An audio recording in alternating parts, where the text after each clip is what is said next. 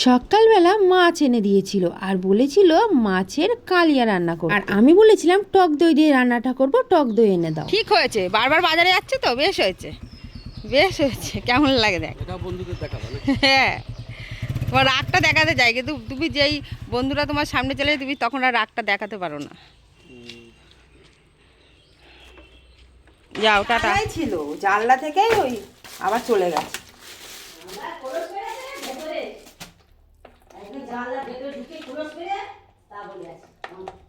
তার মানে রাত্রিরে ছিল, তাই না? সকালবেলায় মা জানলা ঝাড়তে গিয়ে একটা সাপের খোলস দেখেছে, তো সেই গল্পটাই মা আমার সাথে করছিল। তো যাই হোক, চলো মাছগুলোকে ভেজে নিই।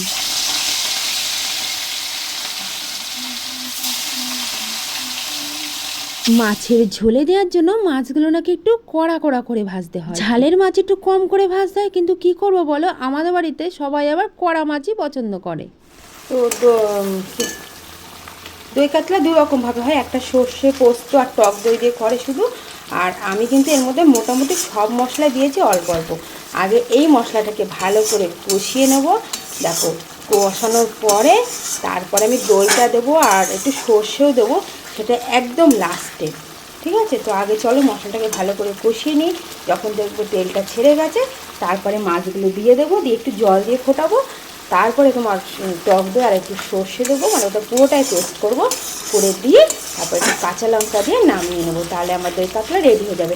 হ্যাঁ, দই কাতলা তোমরা সাধারণত জানো যে সাদা রঙের হয়, কিন্তু যেহেতু আমি এখন ঘরোয়া পদ্ধতিতে করছি, আমি কিন্তু সামান্য একটু হলুদ দিয়ে দিয়েছি।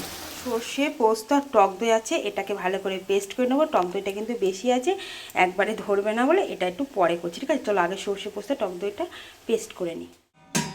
চলো মাছটা কেমন কালার এসেছে সেটা দেখাই। ঠিক আছে, দেখো দারুণ দারুণ, একদম হেভি লাগছে দেখতে কালারটা। জানি না ফোনে কেমন আসে, ফোনেও তো ভালো আসছে। চলো মাছটাকে এবার নামিয়ে নিই। আর এদিকে দেখো, এদিকে বাঁধাকপি ভাপাতে দিয়ে দিয়েছি। ঠিক আছে, দই কাতলা কিন্তু আমার পুরো রেডি। দেখো পুরো রেডি। এই যে গামলাটা নিয়ে নিয়েছি, চলো মাছটা ঢেলে নিই। এতগুলো মাছ লাগবে না, যদি এখানে অনেকটা মাছ আছে, তো আমি রাতের জন্য কিছুটা তুলে রেখে দেবো। এই যে আর একটা বাটি নিয়ে নিয়েছি, চলো রাতের জন্য কয় পিস মাছ তুলে রাখি, নাহলে যা গরম পড়েছে না।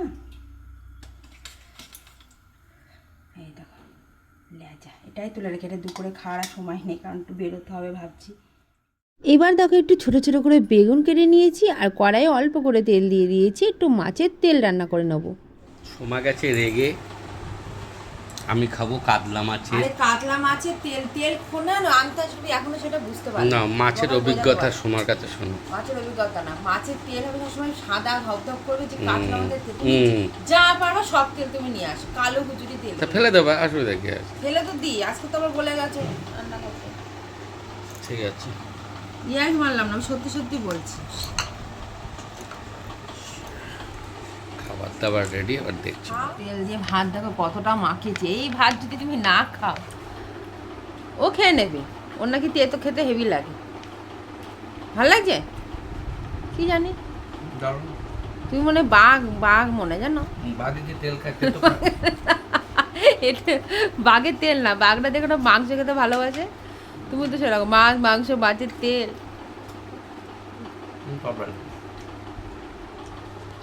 প্রথমে বাঁধাকপিটা নিরামিষভাবে রান্না করে নিয়ে মায়ের জন্য তুলে রেখেছিলাম, তারপরে আবার মাছের মাথা ভেজে ওর মধ্যে আবার দিয়ে সাঁতলে নিয়েছি। আট বাঁধাকপি নেবা? আর আজকে কিন্তু আমার ভাবি 4:30 জায়গায় 2:30টার সময় বাড়িতে চলে এসেছে। বেশ ভালোই হয়েছে জানো তো, ওকে খাইয়ে নিয়ে আমিও খেয়ে নিতে পারবো, তাহলে আমাদের খাওয়া দাওয়ার ঝামেলাটাও কিন্তু বেশ তাড়াতাড়ি মিটে যাবে। আজকে দুটো মাছ হয়ে গেছে খাওয়া, আবার এই কাঁটাটা ও ছাড়ে না, এটা আমি খাবো বলে রেখেছিলাম, এখন দেখো কাঁটার দিকেও নজর, মানে 3টে মাছ না খাওয়া পর্যন্ত ও কিন্তু ওঠে না। আমি বসে আছি গল্প করছি, তুমি নিজে বলেছো না, তোমার বসে থাকার ধান্দাটা কি, মানে তুমি বসে থাকবে থালাটা ওরকম ভাবে নিয়ে, আমার মায়া লাগে, আমি বলবো যে আরেকটা মাছ নেবে, সেই জন্য তো তুমি বসে থাকো বলো। হ্যাঁ, এবার আমি খাই, আমার পাতের থেকে তুমি মাছ নিয়ে খাও, সেই জন্য তো বসে থাকো বলো। না, সেটা বলতে পারো না। তুমি হলে হুলো বেড়াল।